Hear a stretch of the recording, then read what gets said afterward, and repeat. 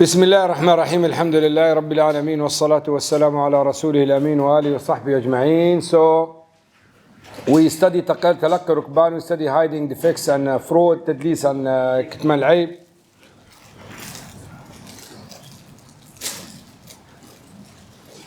So now we have بيع المسترسل.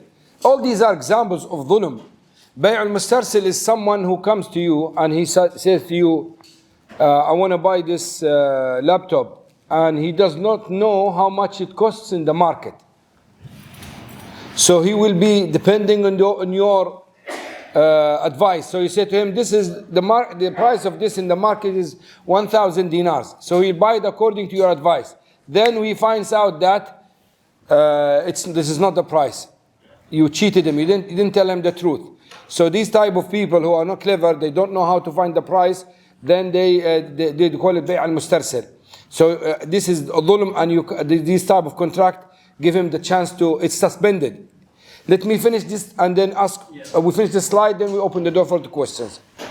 Najash, you know Najash, an auction for example, when some people sells something in the auction, sometimes they make an agreement, hidden agreement with some people to come and just raise the prices. They're not buying it. So this laptop is for 100, 120, and he's saying 150. He doesn't want to buy. He just raises the price. So this is deceiving and cheating, and it's haram. It's dhulm. It's dhulm because you are causing damage to other people. Forced sale. Someone is forced to sell. If he was forced unjustly, then it's haram. It's dhulm. But if he's forced justly, it's permissible. Like who can be forced to sell? You have given the loan. Bankrupt person, for example, the judge can force him to sell his house to pay the people. So in this case, it's permissible. Otherwise, not. Monopoly is ihtikar. You know, it is when someone get everything from the market and hold it, and then the price goes up. Is this permissible or haram? It depends. Oh yes, I forgot this. So it depends. If this is a food, if the good is food, and it's needed, it's not available in the market, and he's holding it for the purpose of raising the price, then it's haram. Some scholars add another condition, and they say it should be received by him through a bay', sales, not as inheritance or a gift. If he inherited this or gift, he can keep it, he can raise the price, it's up to him. But a bay', then he can't do this. But the correct is, whether it's bay' or inheritance, if this affects the market and raises the prices up, then it's not permissible. Okay, if someone make ihtikar, monopoly on luxury product, like for example, some type of sweets or drinks that is not needed, is this haram? This is not haram, because this is not something that people need in their daily life. It's luxury. So you can do this, no problem. Khalas, bismillah, you can ask your questions. Bismillah. Yes, Akhi, you start. So I have two questions actually. Ask. So the first one is, in India, in conventional banks, we have this thing called Sharia program. It's a mutual fund actually. So in the Sharia plan, it's like they will invest in Islamic, companies that comply with Sharia law. Sharia compliant, Yeah. But like when we look at the data, it looks like it has been manipulated. So what is the ruling on? Try to be specific. How did you know that's manipulated? Or like the prices, it has increased. How? After signing the contract, the prices... No, by looking at the past data. I mean, is it someone who's professional who looked at it, or just ordinary people? Ordinary. Yeah, I mean, you can't rely on their understanding. These issues are very complicated. And I've experienced this myself. Many people, they say, oh, we checked this, and I think it's haram. No, if a professional person who's specialist in this field, yes, you can rely on what he said. But if he's not specialist, you can't just rely on what they say, you know. Because at the end of the day, those people who are appointed to be a Sharia boards there, they are more knowledgeable than ordinary people. So You can't just accuse an organization of not Sharia compliant because of some information from ordinary people. Like when you go to a hospital, you can't just accept a claim that this hospital is bad and the doctors are bad from one ordinary person has any case with them. So I just want you to be careful about this, but I can't give you any advice if I don't know the case specifically, what is happening, so I can advise you what to do. Second question? That's it. 2 questions, 2 in 1? No, yeah. No, he's got a priority to ask. Because he's close to you. No, he bringing questions from upstairs. They never ask, maskins. Sisters are just listening, they didn't ask, so they have the priority to ask. Can you repeat the question? Yeah. Is phone swap halal? Sorry? Is phone swap halal? Phone swap, halal. So is phone swap halal? Now I'm expecting you to answer. Is phone swap halal? Huh? Yes. Why is halal? This one is iPhone, this one is Samsung. iPhone for iPhone. 15 plus. Same color. Brand new. No riba? Sure. MashaAllah, become faqih, wallah. Yes, sir, it's true. It's okay. You just exchange a commodity, which is halal. There's no riba involved. So there is no problem, yeah. And loan on recharge card. Loan? On recharge card. It depends. Usually recharge card is involved riba. But it depends. If it's from Islamic bank, I don't think they will call it charge card. They will call it a credit card. But I don't know. It depends on the card. All the cards has different. Debit is different from credit from charge card. So it depends. But generally speaking, if it is from Islamic bank, usually it's based on halal contract. But I need to see. To see which card she's talking about or which the bank she's talking about, so I can tell her it's halal or not. But generally speaking, a charge card involves riba. But in Islamic bank, they do it in Islamic way. Sheikh, there's an online question, so you take it? Let him finish. You finish? Khalas. Yes, go ahead, akhi. There are a few of them. Assalamu alaikum wa rahmatullah. Wa alaikum assalam wa rahmatullah wa barakatuh. These are Sheikh. Is this VIP facility comes under, I don't know what this is. This is Arabic, but can't understand. Kullu qardin. Jarra naf'an fahuwa riba. Yeah. Does it come under this one? No, it doesn't. Yeah. It doesn't come under this facility because كل قرض جر نفعا فهو ربا. It's a rule. It's a weak hadith, but the rule is acceptable. Which means that when you give a loan, you can't have extra. You can't benefit from this loan by any means. You just need to take back your money. كل قرض, any loan that brings manfa'a, benefit for you, it's a riba. Now here, as we were saying, the rich people will be dealt with in VIP area. What is this for? The scholars classify this as حسن القضاء.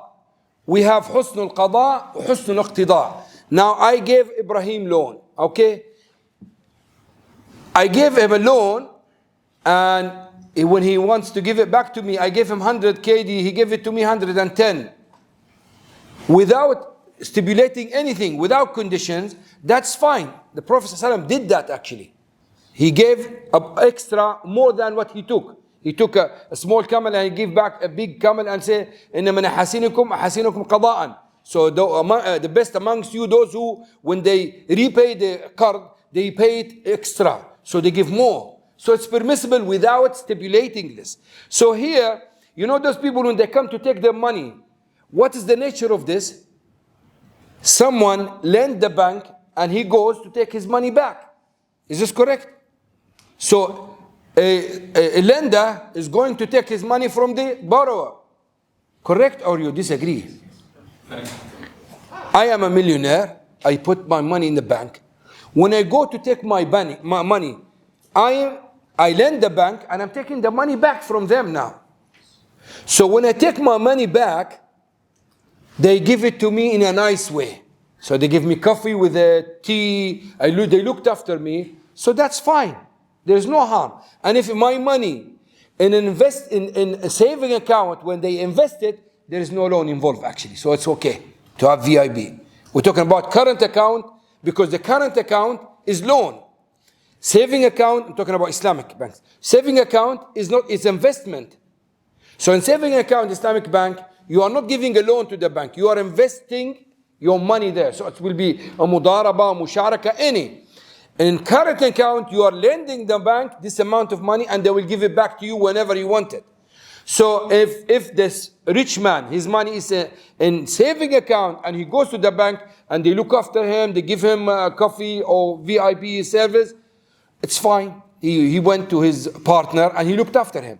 But if his money is the current account, so he went to someone who borrowed money from him and he wants to take it back, so this person looked after him. So I lent Ibrahim 100 KD. When I went to take it from him, he gave me 100 KD, but he brought some food for me and some cakes and he looked after me, so that's fine.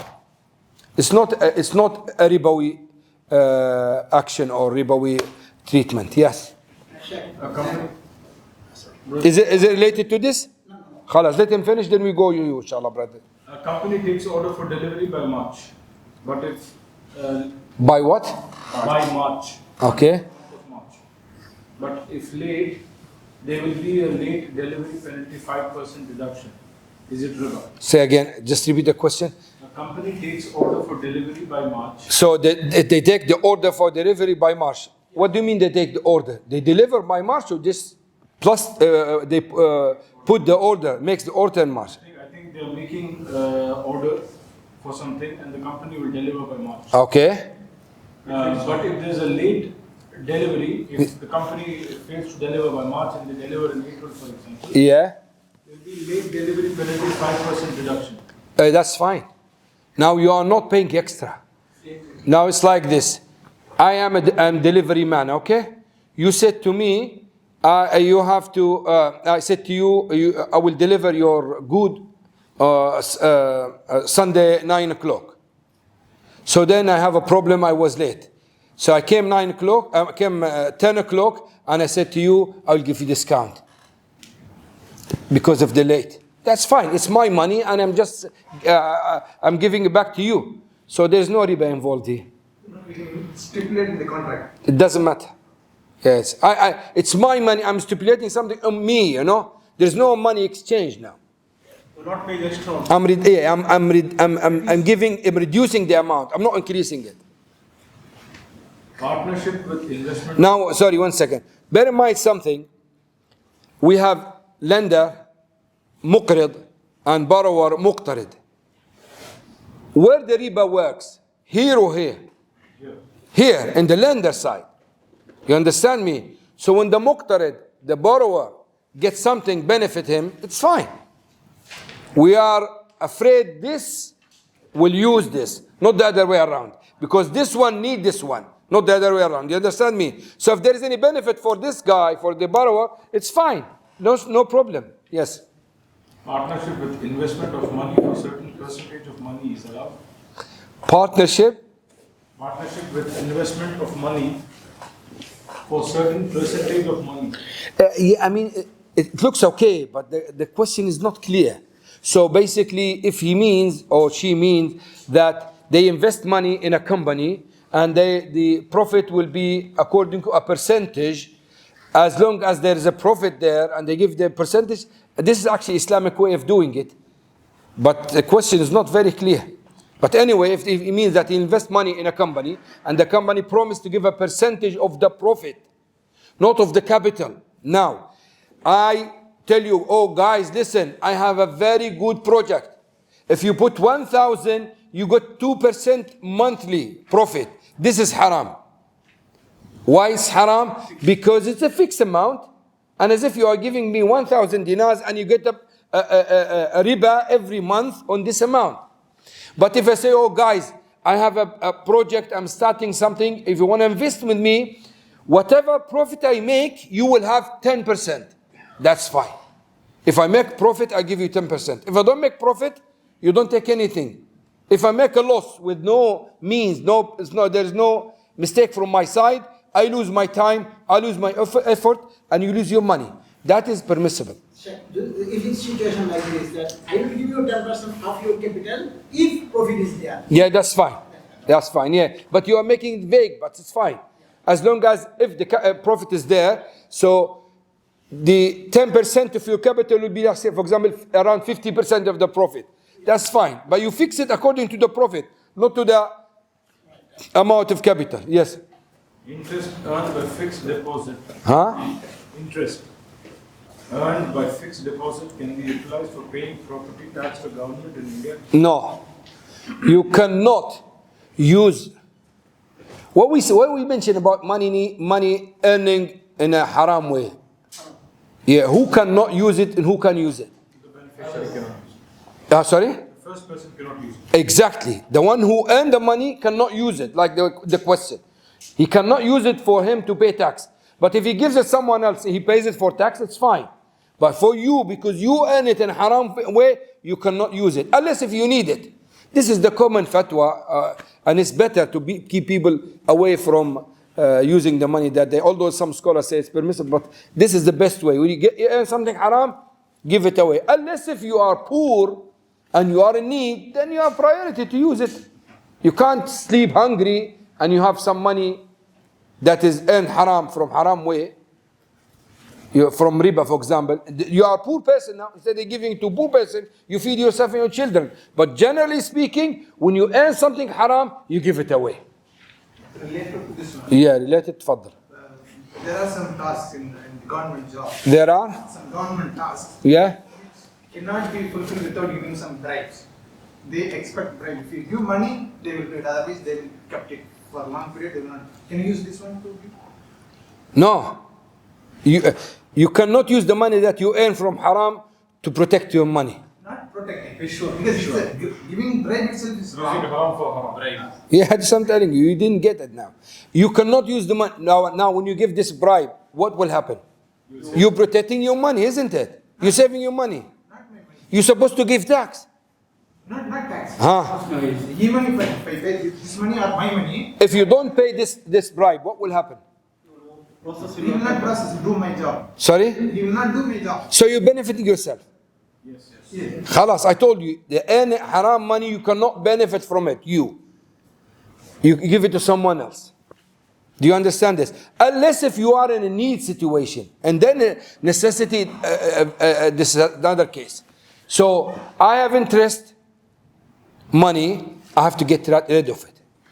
Give it to poor people, give it to masjid, any. But if I have, as I said to you, interest money, and I am hungry, I have no money, no food for me and family, of course I will eat it instead of giving it. But now I'm taking it as a poor person, not as someone who earns haram and eat haram. Because we told him to get rid of it. So what he will do, he will give it to poor person. He's already poor, he's hungry. So he's got the priority to eat and fill up his stomach and his children before anybody else. But generally speaking, when you earn something haram, you give it away. The local organizers take 5 kd per person. The local, Organizers yeah, take 5 kd per person and organize sports events to conduct the tournament. The winner will take the prize. Is it halal? I didn't understand it. The different teams participating, for example, in a tournament, Yeah. and every team is paying 5 kd. So then, The winner of the tournament takes all the winner of what? the tournament. Of the matches. Of the final, It is a football matches or something like this. So would they pay 555? each team pays 5. Okay. The winner will take all of the. The money, yeah. But Huh? not all, maybe part. This entire phase will keep the money. The rest that our price will go to only that. Take the prizes. No, there is difference between all and part. Now, It says. yeah, let's say we make 4 teams, and every team will pay 5 kd, and we play football. Whoever wins, they will get the 20 kd. Is this halal? I want to listen to you, fuqaha. What do you think? Think about. We should have Sheikh said gambling. We're looking for another Sheikh to dispute with him, disagree with him. Come on, it's correct. We repeated twice in different language, 3 times. So what do you think? He said gambling. Why you say gambling, Mubin? Because it's uncertain. The winning is not uncertain. How? Because when they pay, they are not sure whether they are winning or not. Yeah. Your answer is correct, because they lose 5 dinar and they might get it back and they might get nothing. So what is lottery? You pay and you don't know you either get something or not. It doesn't matter small or large amount, as long as the principle is there, it's gambling. So if you are paying and then you don't know whether you get it or not, it's gambling. So this way it's haram. You can't have it. But if I say to you, oh guys, make 4 teams, whoever win, I will give him a prize. It's fine. Someone else outside the circle. That's fine.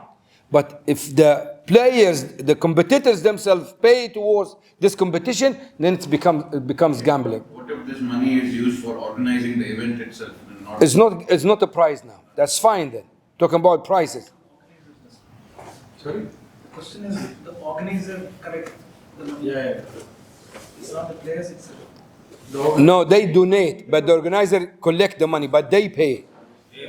The players or the teams pay, but the organizer take the money and do it. So the payer is the competitor. They pay the money. So it's gambling. If the organizer is doing it from his pocket, that's fine then. But this case, it's gambling. but if it is with an intention to win the match and get the 20 KD, if there are 4 teams, then it would be gambling, right? I mean, if their intention is... It doesn't matter as long as they pay the money and they don't know whether they pay 5 KD and there's a chance for them to make 20 and there's a chance they lose everything. This is gambling. This is gambling. So, Related to this? yes. Related to this? Previous question. Huh? Previous. Okay, let's go for this and come back to you. So competition without registration fee, it's allowed. Without fees, not registration, without any fees, it's okay. As long as it's halal and it doesn't create fitna and trouble between the Muslims. Now, football, for example, even if there is no money involved, you see people fighting, people crying, people, some of them like worshipping the players. Some of them, I've seen them, they're making sujood, non-Muslim, making sujood for some players. No normal person, normal Muslim will believe this is okay. But if there's no money involved, that's fine. There'll be like a normal competition. The Prophet ﷺ compete with Aisha running twice, radiallahu anha. And without money involving, it's okay. Yes, akhi? In the last question, we did that can we give the interest money to someone as a gift? So in India and also in other parts, we have... Not as a gift, Yeah, as a sadaqah. yeah. Okay. Because a gift, you're benefiting yourself. Okay, yeah, that's what I'm asking the question. So if we have a marriage for some relative and he already had gifted me something in Yeah, you can't give it this way. Now you are giving it in for your favor. No, you give it if your relative of yours, he needs help for marriage and you don't need to help him. It's not obliged. You are not obliged to help him. Then you can give him the riba. But if you are obliged, now you are giving it to protect your money. You can't do it this way. Thank you. You're welcome. Yes, akhi. How takaful is halal than the other term insurance? And the other? Than the other term insurance. We said the conventional insurance, it's a contract, it's a sale contract between you and the company. So the insurance company will take the money from you and never give it back to you. So it's a business contract based on ambiguity. You pay 19 KD, you might get 1,000, you might get nothing. In takaful, it doesn't work like this. Even from the beginning, when you pay, it's similar to the story I told you when we are here, say, let's have a box. We donate in that box every month 10 dinars. And we leave this box here for all of us. Any one of us needs money help, we will give him from this box. So someone who wants to get married, give him. Someone have a car crash, we give him. It's like this. So it's based on donation. It's not a donation contract. It's based on unilateral contract. It's based on philanthropic contract, not the other one based on sales contract. That's why the takaful one has 3 parties. The one who buy the premium, the customer, and the SPV company that is investing the money, and the pool that have the money, which is the owner of the takaful company. But in the conventional one, you have a company and customer. No one is involved, no investment is involved. You pay towards unknown service. unknown, uncertain service. You might receive it, you might not. But in this one, you're donating towards this purpose, and this money will be benefited, will be invested, and will be benefit the owners of the company. It's long procedures, but the principle is, the conventional one is based on ambiguous contract. The katakaful one is based on tabarru, donation contract. This is the difference. If someone want to get back that donation, is it allowed? Which one? It depends on their terms and conditions. Usually, they don't leave it open like this because they will collapse then. So they put conditions. If they put conditions and you're happy, you stick to it. No problem. How health insurance is halal? We didn't say it's halal. Now, this is the problem. People misunderstand me and then say, Aimen said this. I didn't say it's halal. And you can check all the records. I said when it is subcontracted. When it is subcontracted, it's halal. I remember a sheikh, he was in a prison. Okay? So what happened? It was a Ramadan.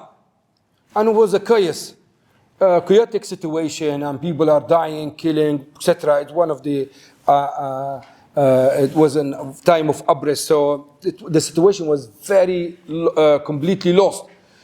So what happened? People start fighting, etc. Some of the prisoners came to this sheikh, said, listen, we can't fast anymore. We are so tired. And we want to run, etc. So we might try to escape. So he said to them, it's better for you to keep your fasting because you might die. So you die fasting. But if you want to break your fast and you cannot carry on fasting, it's permissible because you reach the level of necessity. So then he said, after half an hour, someone came to me, said, fear Allah. I said, what's wrong with you? You tell people to smoke during Ramadan? I said smoke? You know, they took the fatwa to break your fast and they go and smoke. He said you can drink water to protect yourself. So this is what people do with the fatwa. You know, they go and misunderstand it and they will blame us. I didn't say health insurance is halal. I said insurance, general insurance contract is based on ambiguity. And ambiguity is less haram than riba. And ambiguity contracts, when it is not contracted on, when it is subcontracted, it's permissible. If you got a job, they give you a good salary, and this salary, they said to you, you will have a health insurance included in this contract. You are not paying anything extra, you are not doing anything, you're just receiving an extra bonus or service from your company provider or company manager. Why not? Alhamdulillah, it's halal. I'm not contracting on any ambiguity. In this situation, it's halal. But health insurance, to go and contract on health insurance, if it's conventional, it's haram, unless if there is need. If there is need, then you do it. For example, some doctors in Western countries, if they do one mistake, he loses everything. They will finish him. He pays everything. And you can ask, if you have some doctors abroad in the UK or in the United States or these areas, in some places there are very, very strict rules with them. So if they do mistakes and they don't have insurance to cover this, they are finished. So in this situation we say you can go ahead, because you are now in a very high risk to commit a mistake that destroy your life. And we said ambiguity can be allowed and when there is need. But generally speaking, health insurance, car insurance, conventional insurance is not halal. Related? Yes. Usually in the construction field here, there is a rule or there is a requirement by the government or by a mall, for example, that you need to give workers insurance or you need to submit some kind of all-risk policy. Is this allowed? It depends on the, first of all, if there is any takaful insurance, then you go for takaful. But if there is no takaful, and this is part of your job, and if you don't do this, you lose your job, then you look at your situation. If you can find any way to avoid this, avoid it. If not, then you come to the state of need, you can go for it. But now it's haram because you are subcontracting on the insurance, you are contracting the insurance itself. So it's not subcontract now. It's subcontract for them, not for you. For you, you are contracting, so it's not halal for you. Unless if you are in a situation that you need this and you have no other options, then you can go for it until Allah subhanahu wa ta'ala makes it easy. You find a takaful company. Any other questions from online? Last question, I think. Last question. What are the three items you mentioned? Riba, ambiguity, and the third one? Dhulm, oppression. So the three roots of haram in the Islamic contracts: riba, ambiguity, gharar, or dhulm, oppression. These are the main roots of any haram defects in the Islamic transactions. They mentioned the name of a conventional bank in Kuwait. They're saying it is giving Islamic investment plan. Yeah. But the bank itself is not Islamic. As long as it's supervised by the Sharia board that is trustworthy people, it's fine. You are allowed to deal with the kafir. He can use that profit. Sorry? He can use that. Yes. I mean, if you are allowed to invest in any contract, then you can use the profit. Now, forget about the conventional bank. If a kafir, non-Muslim, wanted to set up a business according to the Sharia, do we say it's haram? No, it's halal. It's fine. It doesn't matter. Our issue in the financial section is to look at the contract. Is it halal, haram? It doesn't matter who's the parties of the contract.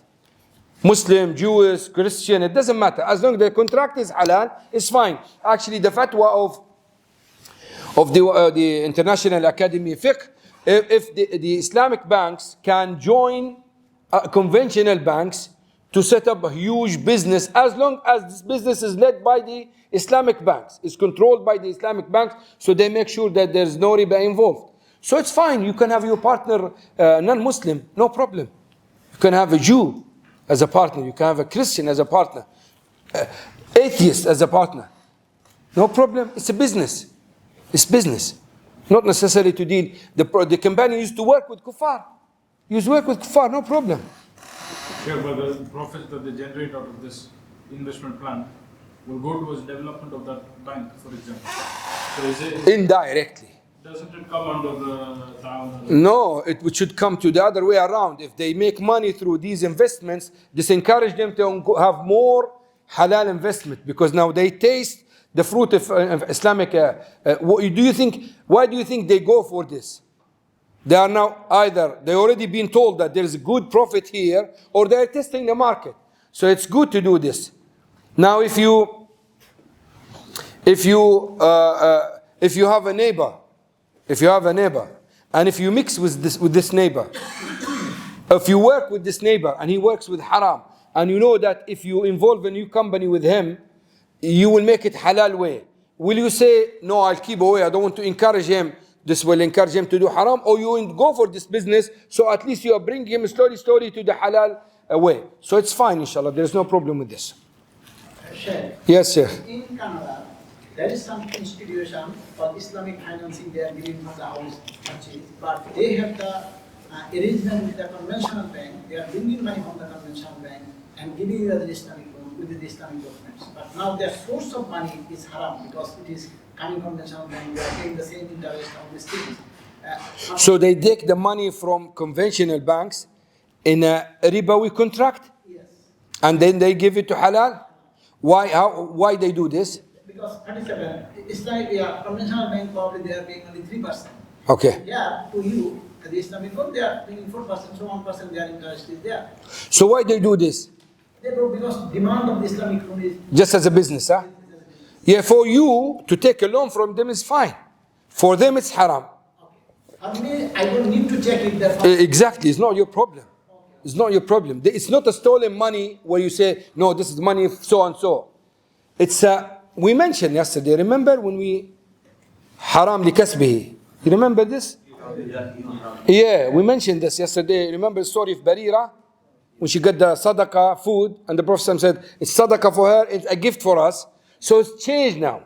The way of earning is changed. They got it from haram way, which mixed with other money, but you are using it in halal way.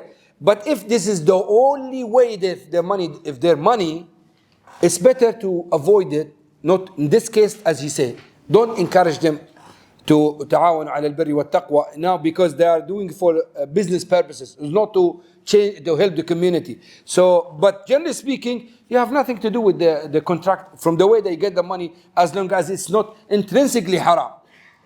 The way they earn it is not your business, as long as the contract between you and them is halal. Someone is asking the yakhi. Yes. Sure. Let's say a seasonal product, food product. We buy the product, but I don't sell it in that season because I get a lower price, lot of competition. Yeah. So I don't sell it. I hoard it. Okay, and off season I start selling. Obviously, in off season the price is high. Yeah. So does this fall under monopoly? Is it available in the market? Of course, it's available. Khalas, that's fine. And also, it is not an essential. It's a you said it's a fruit, isn't it?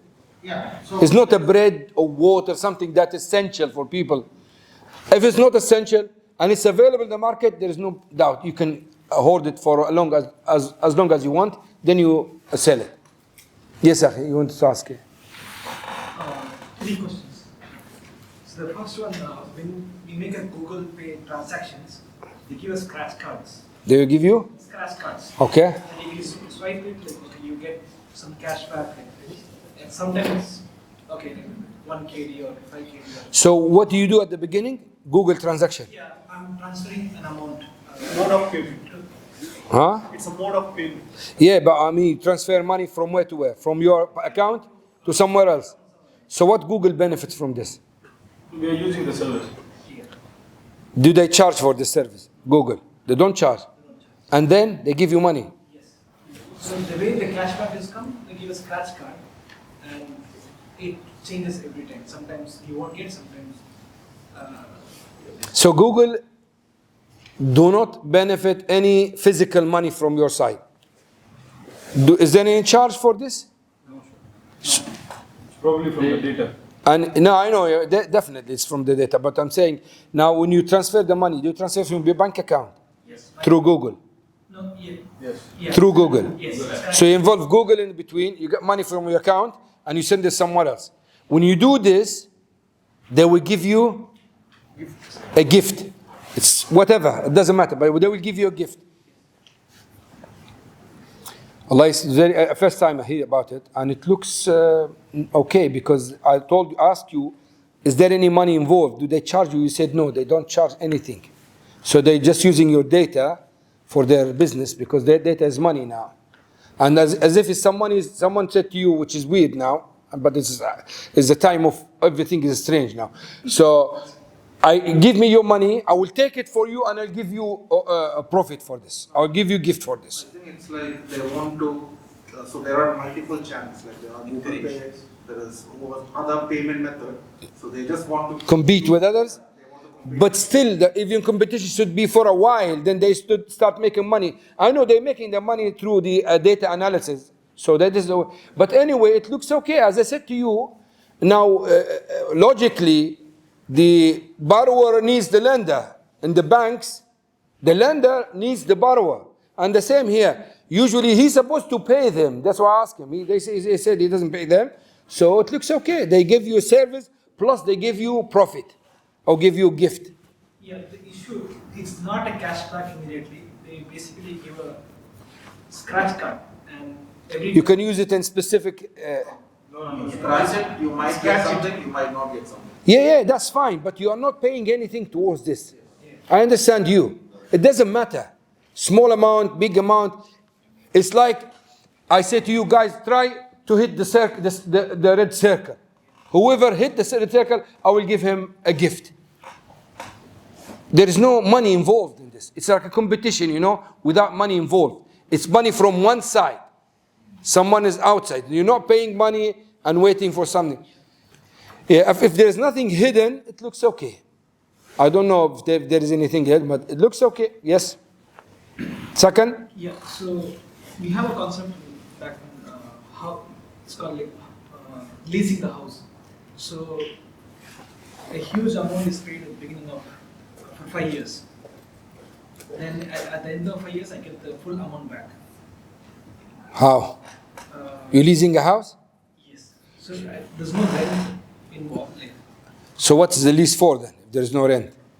So that's Sheikh, it's like in India there are two things. One is rent, you pay monthly, Okay? or You pay in advance. you pay like say a lump sum In advance. in advance. And You the stay in the house, period is specified. period is specified, And the rent is specified. no rent, no rent. No, the amount of the rent is specified. Money is specified. No, when you say no rent, there's no money involved. Now, you're telling me there's a lump sum. So, Lump sum is a rent. no, rent is something you give and you take it. Sorry? Rent is Yeah. I give you, it's your house. Yeah. I'm staying in your house, I give you the money, you take it. Perfect. But this money, I'm giving it to you. Yeah. I'm staying in your house for 5 years. Yeah. But when I vacate the house, you give me the whole money back. Save amount.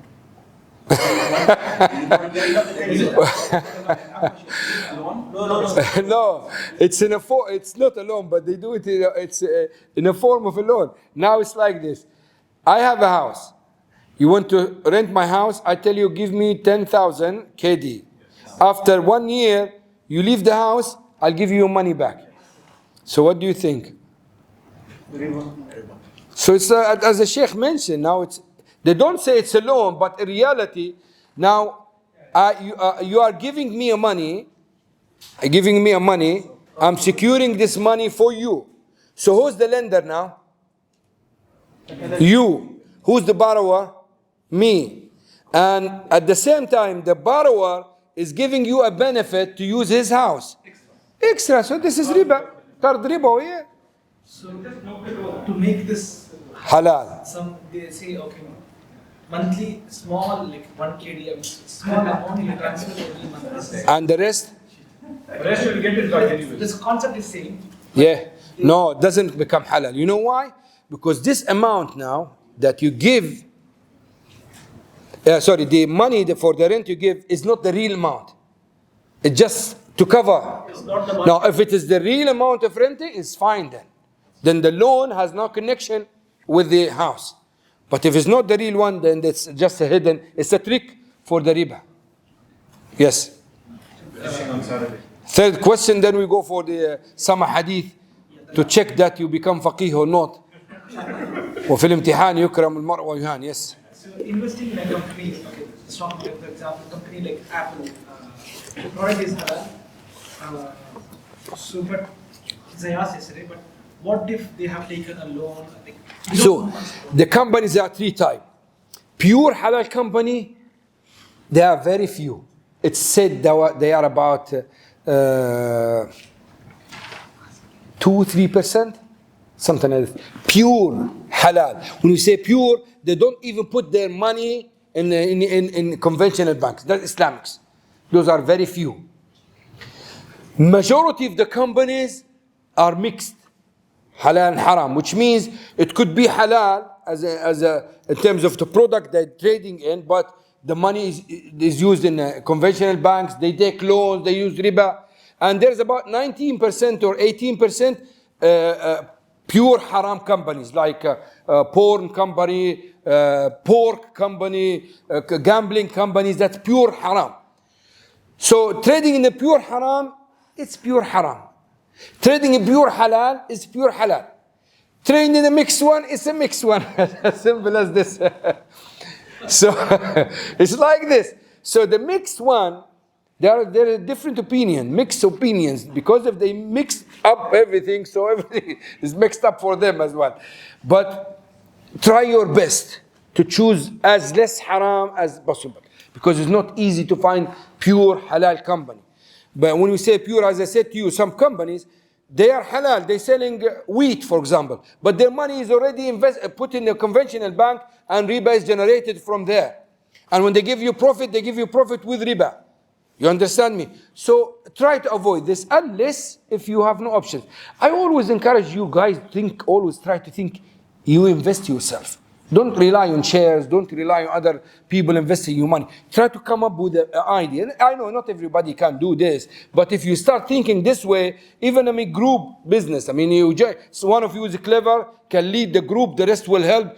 Start to come. It's easy. I don't think it's impossible. You can come and you can implement your idea, and they will accept you in the market, because money talks. If you have money, you are welcome. It doesn't matter. You have beard, you don't have beard. You have money, you are welcome. You don't have money, nobody cares about you. So try always to think about setting up by yourself. No, when you say yourself, it doesn't mean you are alone. Now, all the world now is working as a team now. Even the big companies, they don't use their money. They get money from other partners, other funders, and they use this money for business. So this is the best way of doing it. But dealing with mixed company is permissible. And do your best to avoid or to make choose the company that has less haram. Last question, then we go for the hadith. Yes, I need to change the slides. For riba, Yeah. we say like Allah Sallallahu Alaihi Wasallam that Salah. who deals with riba, who is witnessing riba, who writes riba is commission, right? Yeah. So if you're working for a company Yeah. and who's actually taking loans riba, or an accountant who actually writes those Company doing what? any company over here who takes loans and stuff like that. Yeah. An accountant who writes these over there is. It depends. If you're working, for example, with a bank, conventional bank, then you will be involved in this. And I'm telling you, yeah, because its main contracts is riba. But if you are working with a company that is dealing with halal, but they have these things, you are not now certifying or witnessing. You are just telling them what is this and what is that, what is the money that make. So you are not witnessing it. Although you better to find a company that is not dealing with this haram, but I'm just telling you, you're not in the bank witnessing this contract. You are not just telling them what they have done. As if you are meeting with someone who transacted halal and haram, you are telling him, this is a halal contract, this is a haram, you made this money from this, so you're telling them what they've done. If you are encouraging them, improving their business to carry on haram, then this is wrong. But if you're just telling them what to do, and most of their business is halal, then inshallah, hopefully, there's no harm in you. Wallah, it's difficult. Difficult life. Renting a building for a bank, is it halal? It's not halal. If it's conventional, it's not halal. Because you are contracting on directly haram thing. Because this business is haram itself. You are not, for example, renting your house to a Christian man who maybe drink alcohol or commit something haram in the house. And this contract is permissible because you are contracting for rent. You have a rental contract. There's no problem. But with the bank, you are contracting with the one who is trading in haram. Now, we will choose few hadith just to check that we understood why you are escaping. Okay. They don't want to answer. Okay, so I need Ibrahim. Can you read the English? Yes.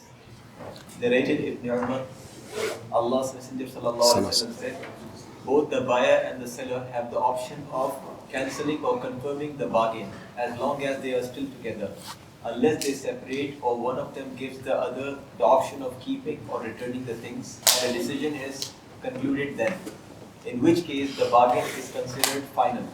If they separate after the bargain and none of them has rejected it, then the bargain is rendered final. Tamam. So this hadith now, I want you to think. I'm not going to explain it. You will explain it. First of all, which part of the slides we studied this hadith?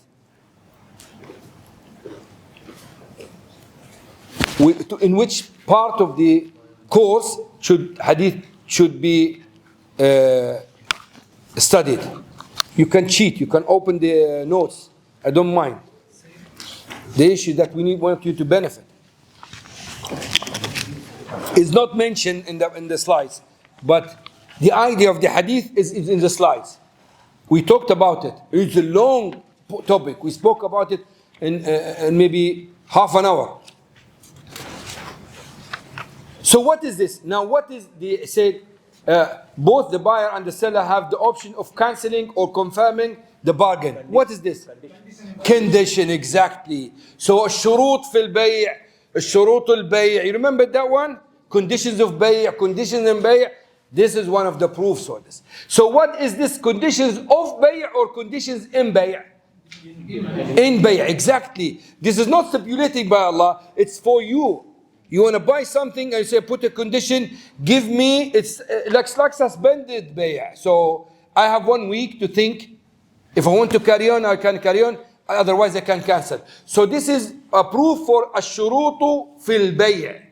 So you can, the Prophet allowed you to stipulate or to have, to put a condition in the contract. You can cancel or keep the contract. So if someone asks you, what's the proof of shurutu fil bay'?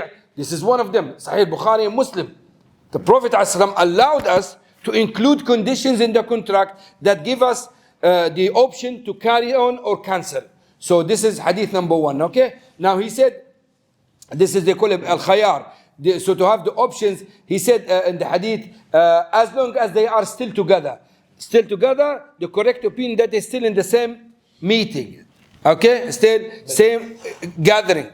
Majlis, yeah. Khiyar al-majlis. If they separate and go, Ibn Umar used to buy, when he finished, they haven't finished talking, he goes out and come back. So to make the bay' done. Because they call this khayar al-majlis. This one, even without stipulating it in the contract, it's there. So if I'm talking to you, Tanweer, I said to you, you accept this, you said yes, we finish everything, but I'm still here. Then I said to you, listen, I don't want to sell it to you. I can cancel. We could still in the majlis. Okay? But the majlis is different now, it's changed now. You know when you go to buy something online, where is the majlis? He's in Canada, or you are in Kuwait. There is no one majlis. So majlis here doesn't mean that we should be together. We are in the majlis al-aqd. We are contracting. So you can understand how the life is changed. And when you buy, there is no, do you accept my product? You say yes, no. Approve. You click send or you click buy or something, and just a bottom. So the life changes. Today, when I was recording, I just mentioned a story of Ibn Abi Zayd al-Qayrawani. It shows you how the ijtihad moves and changes. Malikiya prohibited having a dog, unless if it's for hunting or for guarding, hunting, and for the sheep, to look after your sheep. That's it. Ibn Abi Zayd al-Qayrawani, one was of the scholars. In his time, there was unrest in that area, criminals everywhere, and the situation was horrible. His wall collapsed. And so now he doesn't have a door, nothing. So he got a dog to protect his house. So when some Maliki came to him, you see, you are a Maliki scholar, and you're going against Malik opinion, you get a dog. He said, if the Malik alive, he should have a lion, not a dog, because of the situation. So Ibn Abi Zayd is saying, Malik is not with us. If he's with us, saw what is going on, he won't say no. So the ijtihad could change because of the situation. And now here, as I said to you, khiyar al-majlis, it doesn't mean that we have to be seeing each other or sitting next to each other. As long as we are in a position contracting, even between us thousands of kilometers, we are in khiyar al-majlis. Yes.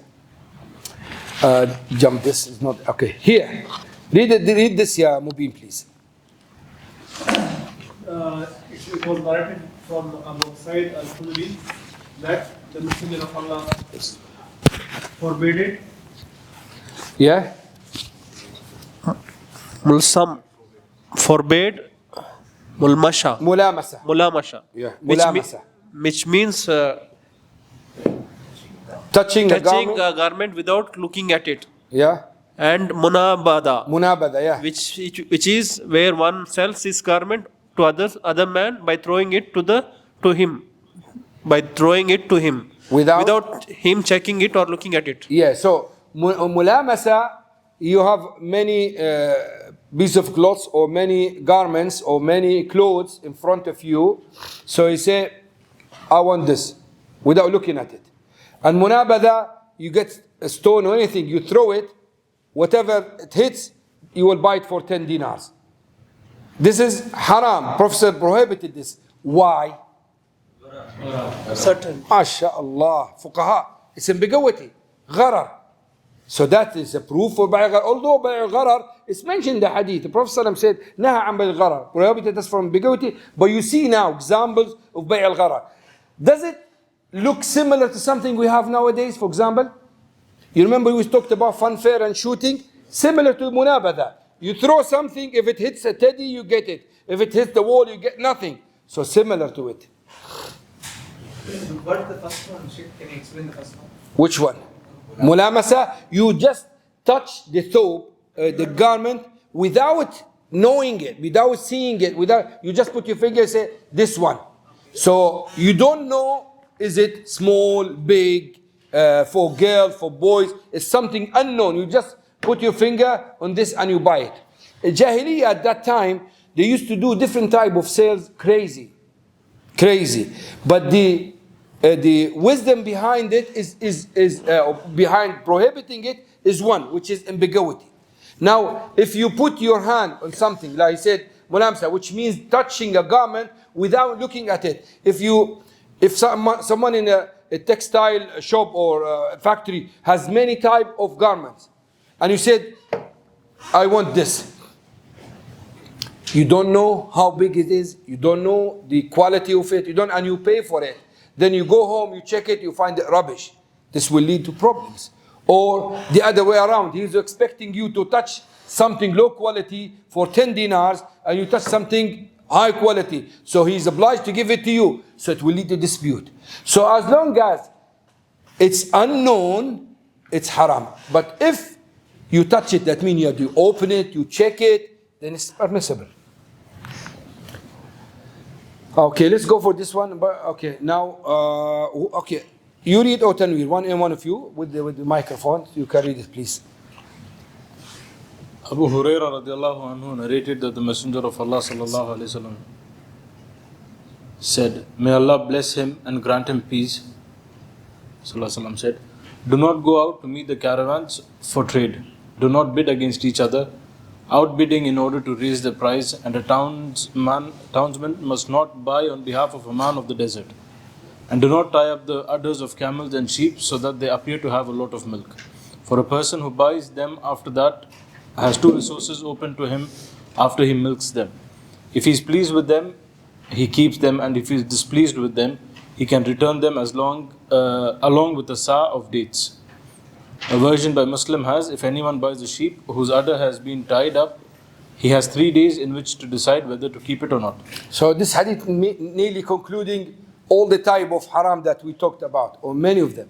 Now, la talaqqa rukban, the first one, that do not go out to meet the caravans for trade. You remember I said to you, when the people, Bedouin, come to sell, usually Bedouin, they're expecting small amount of profit, they're happy with the small amount of profit.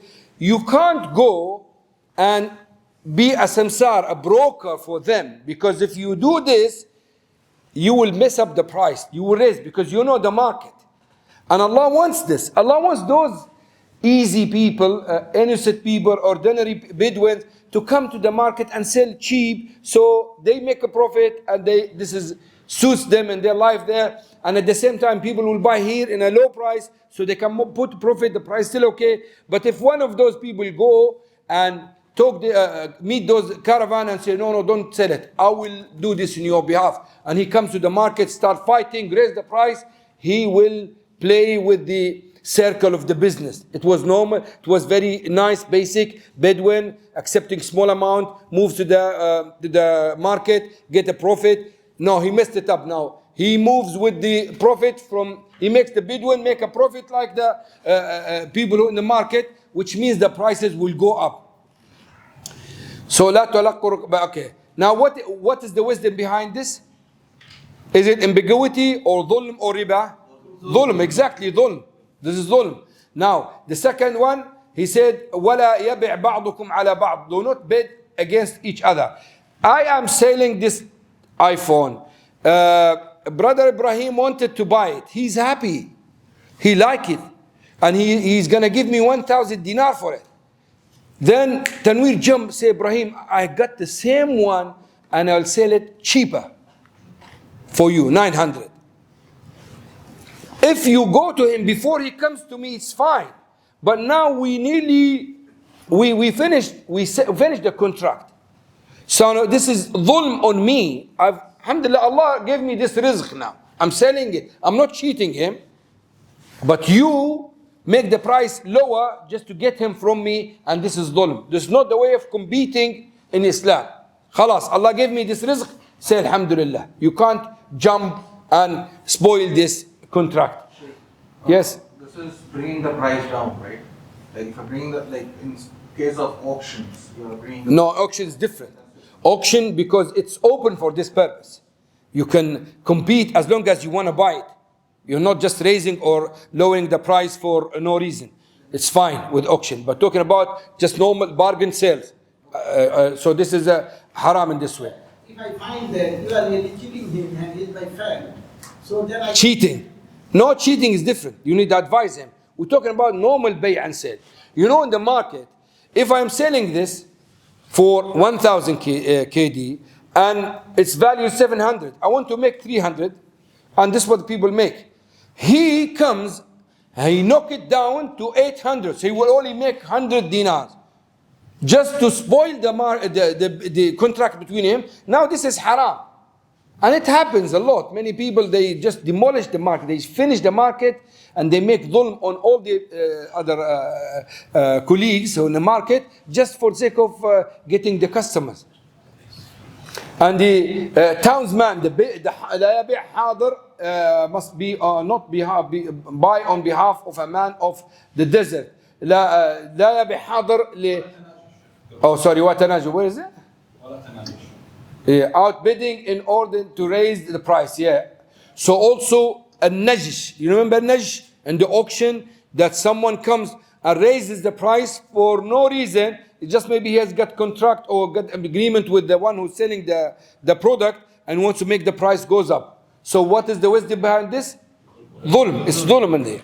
It's dhulm. And also here you cannot go. You cannot go for someone, a town man, a Bedouin that comes from the Bedouin area, and you go to him and you take his goods and you sell it in his behalf, because the same, this will raise the prices up. And do not tie up the others of camels or sheep. So some people, they used to do it, and this is deceiving, isn't it? So they tie up the other, so it looks full.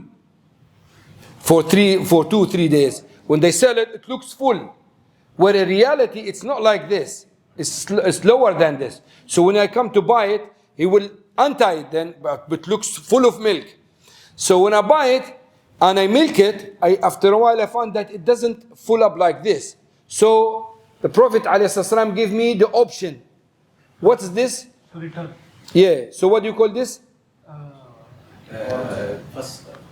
Condition. شروط في البيع. Condition. He gave me the option to give it back with a sa' of the date, or I accept it. If I accept it, I'm fine. If I refuse it, I can give it back. خيار العيب. So this is the, remember we told you in the dhulm, if there is a defect, I'm hiding a defect, or I'm doing fraud, at least I'm cleaning and painting my car, it looks new and it's not new. In this situation, you have the khayar, the option to cancel. What's the proof? This is the proof. Proof is here, in front of you. But there is a sa fixed, right? Sorry? Here there is a sa fixed, the return. Yeah, if you, in this one, yeah, you return it with the sa'. But in normal case? No, not like this. Why you give the sa'? Because he milked it. Exactly, yeah. And there's a big issue, different opinions. Some scholars say no, we don't give any, it's a long issue. So this hadith, Tanweer, Allah Messenger sallallahu alayhi wasallam forbade the transaction called Habal al-Habala. Habal al-Habala. Which was one entered into in the Jahiliyyah era, whereby a man bought a she camel which was to be the offspring of a she camel which was still in the mother's womb. Yeah, agreed upon. Na'am bay al-Habala. So he comes, you know, this camel in front of him is not pregnant. He will buy, it's pregnant. He will not buy the baby in the boob. He will buy the baby of that baby. So look at the ambiguity now. Not even this baby, the baby of this baby. I told you they're crazy. They do some type of trades, it's completely crazy. So the baby of the baby, of course he will get it cheap. And the wisdom is this. When he pays for this, usually he will give it for him for cheap price. Because it's going to come after 1 year. So and I can have the money from now, invest it, etc. So I make profit. And this, when it comes, I will give it to him. Either it's alive or dead, whatever. So this is haram. Why it's haram? Huh? Practice on the baby. Yeah, why it's haram? Gharar. Yeah, why it's gharar? Because 2 generations later, we don't know if she'll get a she camel. Yeah, but how you explain this? How you present this? The contract is not on the commodity, but There is a high risk in getting them. in delivering the commodity. You don't know whether you'll be able to deliver it or not. Because as a seller, you're supposed to deliver the hablul habala, the baby of the baby. And the risk is high to deliver this or not. It could die. Actually, the baby could die. The grandmom could die. The camel itself could die. So the whole family disappeared. Yes. So yesterday my brother asked about mangoes for the next season. So does it the hadith related to that? Yeah, it's gharar as well. It's gharar, yeah. If you waited, you read this hadith now. You read it. Oh, he's got the microphone. Tanweer, you got the microphone? Yes, sir. So read it, akhi. Ibn Umar radiallahu anhu, narrated that the Messenger of Allah sallallahu alaihi wasallam said, sallallahu alaihi wasallam forbade selling fruit until it had started to ripen. He forbade the transaction to both buyer and the seller. Yeah. So the fruits cannot be sold, and it is until it to start ripen, until it comes out and it shows that it is red or yellow. It depends on that. So it shows that it is getting it has like the risk of the losing this fruits is too low, because the fruit is there already and becomes have that type of color. It shows that it's closer from being ready and made. Before that, you cannot sell it. Why you cannot sell it? Because the chance of losing it is high. It's still not there. So this is the reason. This is connected to his question. We talked about mango. Why it's prohibited here? Huh? It's gharar, and also it's dhulm as well. If I buy it and then something happens to it, then it's subhanallah, I'm losing my money. Same one, same question. Okay, now this one, read it, Tanweer, please.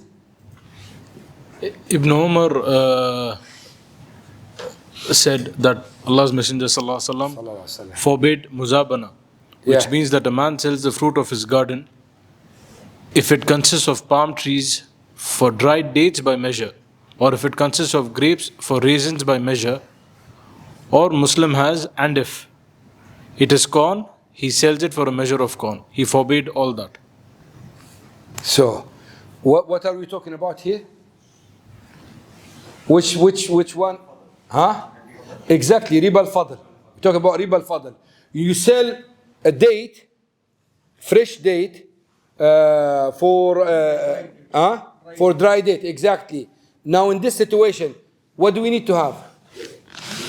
Exactly, 2 conditions: immediate payment and equal.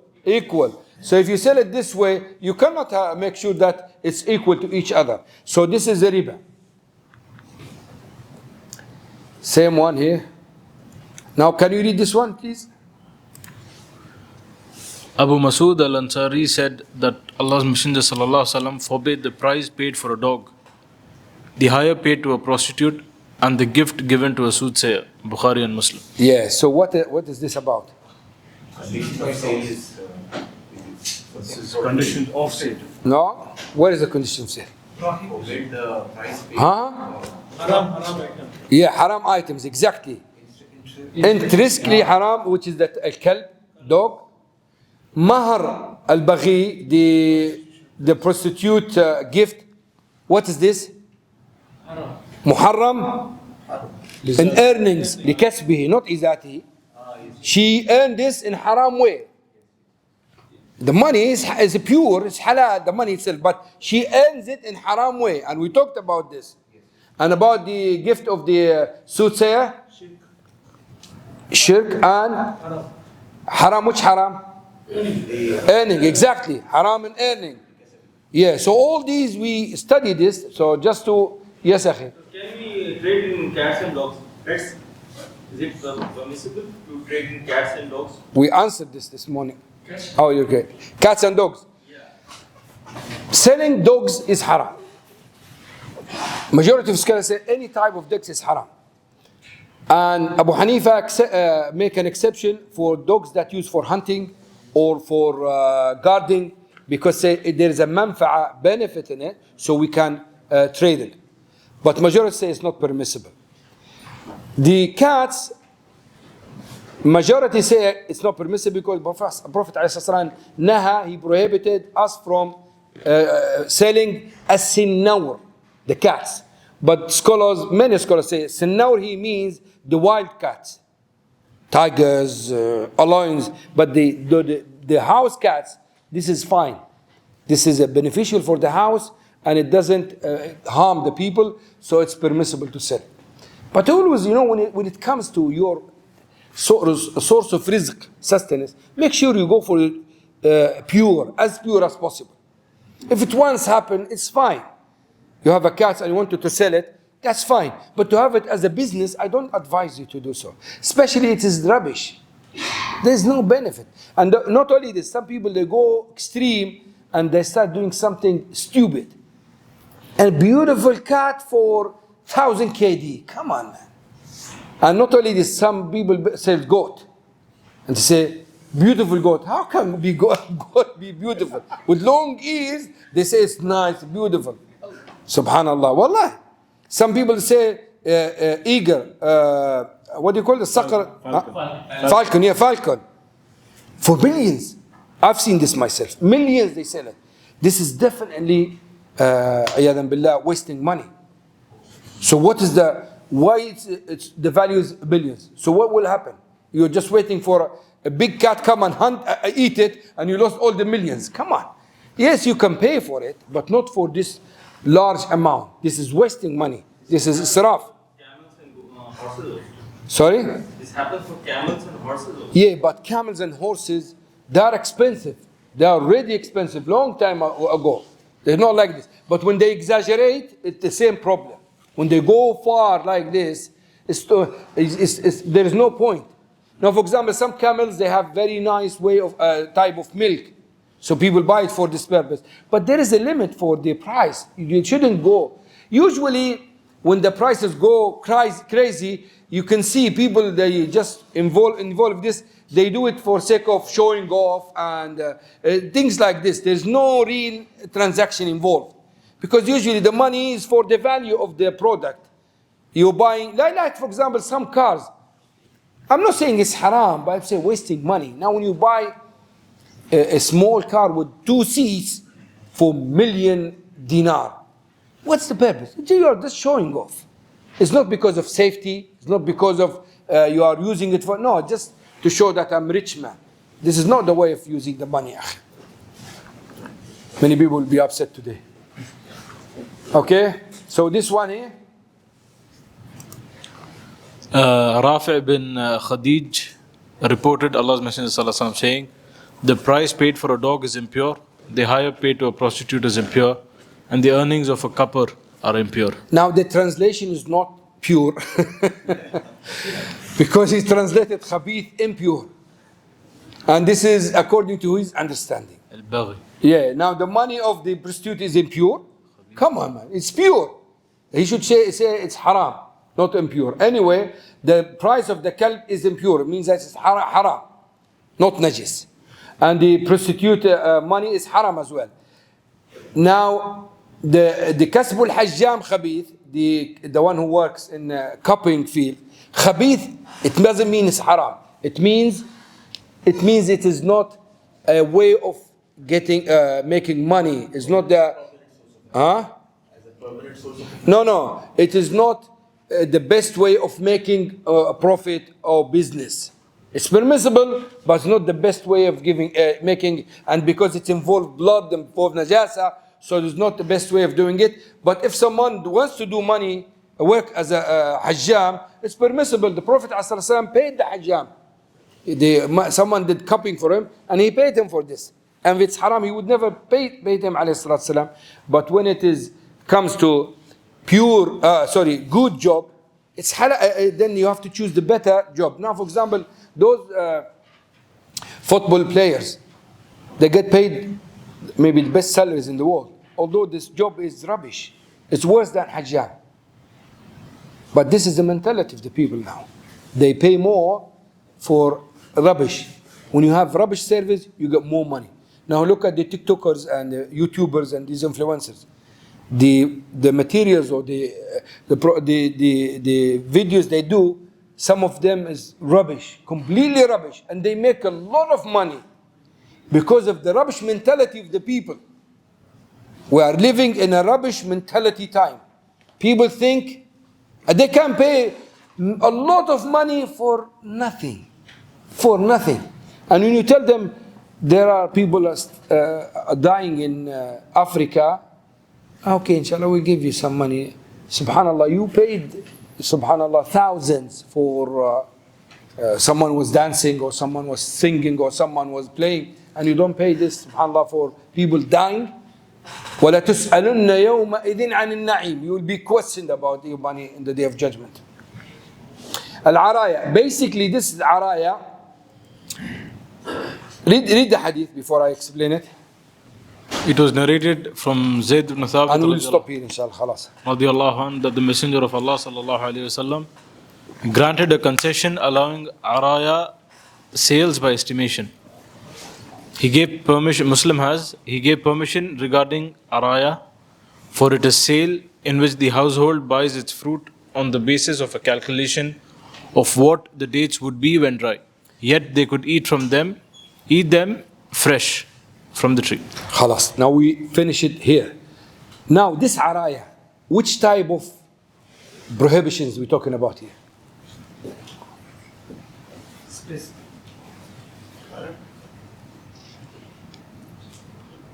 Because it's the last question. Ambiguity. No.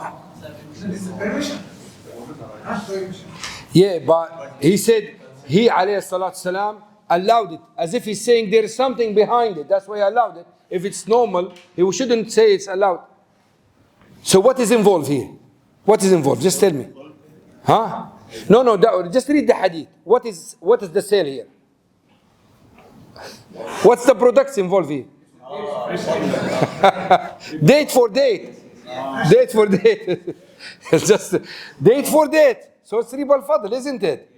Now, according to what we studied, now what is this? Now people before, especially those who are not rich and they don't have palm trees, they want to taste the fresh date, rutab. They don't have it. So they have dry date. So they come and they say, you see this palm tree, I will buy its fruits with this amount of dry date. Now we studied in this situation should be equal to equal, isn't it? This is exceptions. It's an exception here. إلا العرايا. Why it's accepted?